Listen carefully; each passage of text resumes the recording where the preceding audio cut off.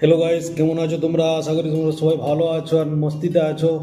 এই পৌষ সংক্রান্তি এমন একটা দিন, খুব মানে কি বলবো, খুব মিস করছি।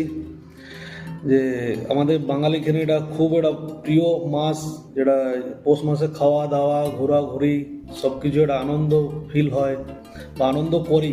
খুব বেশি আনন্দ করি আমরা বাঙালিরা এই পৌষ মাসটাকে। আমরা বাঙালিরা নয়, সবাই এই পৌষ মাসটাকে খুব এনজয় করি।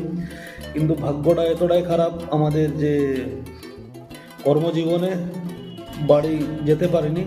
করতাম তো নিশ্চয়ই বাড়ি যেতাম।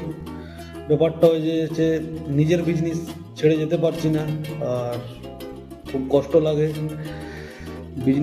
বিজনেস একটা এমনই জিনিস যে কি বলবো, আর ছেড়ে কারো না কারোকে থাকতেই হবে, ঠিক আছে? হয় বাবা, নয় তো।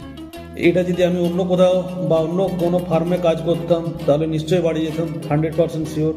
এটা নিজের বিজনেস, যেতে পারছি না ছেড়ে।